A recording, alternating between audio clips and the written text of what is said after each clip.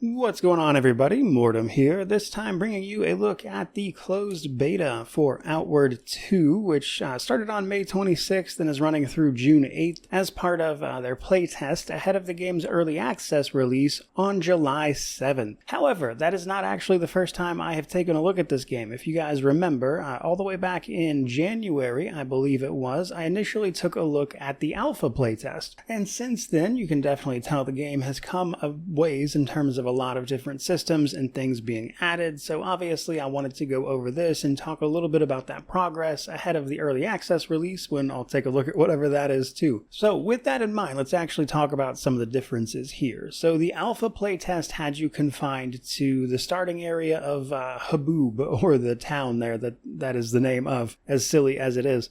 This time, however, we are confined to the Simeon's Bastion starting area, with the actual zone itself being called like Rescape or something. But it also, of course, as a result, brings with it some new content along the way, showing how you can get started there. Some of the new skill trees like the Engineer or the Cultist, alongside some of the reworked stuff like a farther along but not finalized character creation, a different call to adventure, etc. So let's start with the most glaring thing I want to mention here, which is that honestly I preferred the Haboob starting place. The call to adventure there was more interesting. I liked the zone quite a bit more, and some of the quests felt a little bit more natural. However, I will also say that I'm not sure if they did a balance pass since the alpha, or if the starting zone of Simeon's Bastion is just like a little bit easier. But I was much more readily able to easily take out human enemies. Like, monsters were still touch and go, and you generally want to avoid them. But I had a much easier time dealing with the bandits that were running around this zone, even with just like regular basic equipment.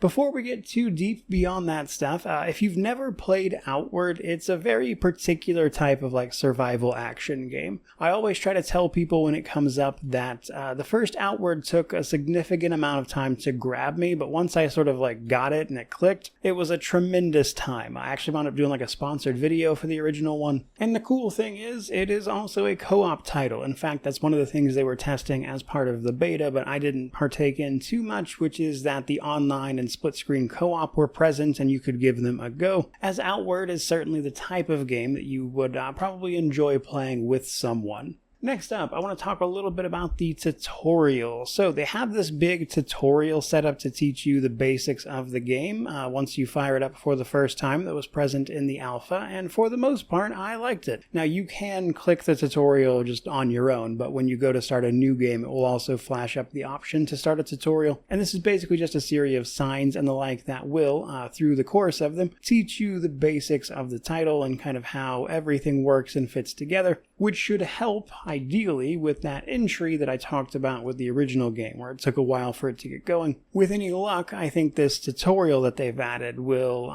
potentially make that just an easier process for people, so you can kind of get into it. Having played the original Outward, I think Outward 2 comes pretty naturally to me at this point, but there's a lot of good information there, and then you can get to actually starting your character creation. So character creation is split into two parts, more or less, which is the cosmetic side of things and the skills and abilities side of things. So first you start with the non-cosmetic portion, picking your starting zone. I've played previously in Haboob, but here we are in Simeon's Bastion, the major city of the heroic kingdom of Levant. After that, you're going to pick a background alongside a trait, and these are all going to modify your starting attributes, which are important. But then you get to the cosmetic character creation. Now again, this is still a work in progress, but it was more final, if you will, than the original alpha playtest. There's a lot more options, a lot more granular things you can get in there and mess around with, but there's still obviously a long ways to go, and I'm curious to see where the finalized version of this lands, because as much as I enjoyed Outward, like graphically it is not the most impressive game by any means, and I would be surprised if Outward 2 really shoots for the moon in that department, but we'll certainly see what happens. Now, once you actually get dropped into Simeon's Bastion, the setup is a bit different. So in Haboob, in the alpha, you got gifted a house, more or less, and then this turned into like a conspiracy where you're framed for a crime, and it was a really great like introductory quest. Now, those aren't like the finished storylines, they're just kind of the thing that's meant to push you and get you out into the world. But if you do all that in Haboob, you wind up with like, your own house and this little setup, and it was just like a really fun way to get into the game in my opinion. Whereas here in Simeon's Bastion, you start off being mugged and dragged to a hospital where you're healed up. But it turns out the people that mugged you took a bunch of your stuff and sold it to the local pawn shop, who will not give it back unless you pony up a bunch of cash, that kind of thing, which you only have a limited amount of time to do, which in and of itself is normal enough. However, the intention here is, of course, to get you talking to people, take on some of the quests that are available, like helping track down this relic for some guy who's been having trouble obtaining it, which leads you to a confrontation with some bandits who attacked a guy he had previously hired, that kind of thing, which was an okay quest. But just as a setup and premise, I liked it a little less than the Haboob starting section, so it looks like that's going to be my favored one, though to be fair, I have not seen the third one just yet.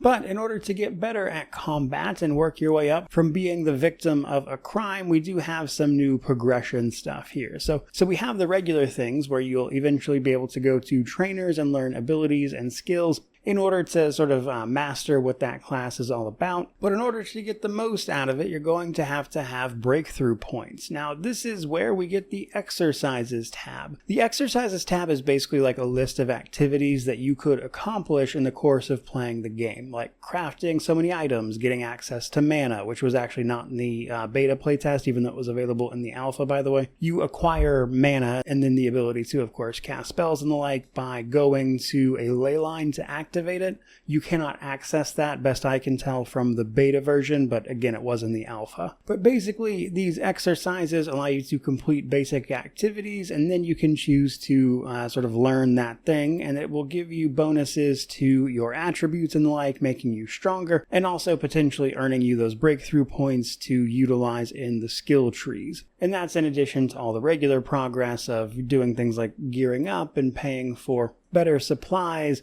upgrading your backpack, because as a survival action title, movement is really important here. Knowing when to have your backpack and drop it versus combat, that kind of thing, is a big part of the overall experience, and expanding what that backpack can hold is a big deal as well, because you'll be doing things like using tents and lanterns and navigating a dangerous world that doesn't much care for you. Now, this region in Simeon's Bastion is also home to one of the factions, in particular the Menders, which will apparently have their own storyline in the full version of the game, but wasn't really available for this, so that was something. So outside of those things, it was mostly just exploring the zone and doing a few of the quests and stuff that were available and seeing what you could get up to. Overall, this zone is pretty big, and it goes from like swampy wetlands to high-reaching cliffs to ruins, and it's got quite a bit going on in terms of biomes. The enemies are pretty straightforward. It was mostly some basic animals, and then these bandits that were wandering around everywhere, and then a handful of other ones that probably shouldn't be fought. Sometimes discretion is the better part of valor, after all. It was a pretty fun time. Now, all of that stuff said, it's worth mentioning that as a beta, this was not exactly the smoothest of experiences. There were plenty of technical problems and bugs being found, and that's the kind of thing you can, of course, report via bug reports. And with this game launching into early access in a little over a month, I'm not exactly expecting any miracles between now and then, and I imagine early access will both be about bug fixing as well as incorporating player feedback into all of these systems, and hopefully making this game be the best game that it can be. But for today, I think that's pretty much everything I wanted to talk about with this one right now. I do think this game still has quite a ways to go, but it is getting there. I enjoyed this beta quite a bit, and I'm hoping that with player feedback and the early access period that this morphs into something really great and lives up to the potential that I think Outward sort of laid the framework for. Now, I'll be covering this when it goes into early access, and then we'll kind of play it by ear from there in terms of updates and the like. But for today, again, that is pretty much going to do it. Certainly hope you enjoyed the video. If you did, by all means, like, comment, subscribe, all that YouTube jazz. But regardless of any of that, truly, just thank you so much for watching. I really do appreciate it. May you wander in wisdom and have an amazing day.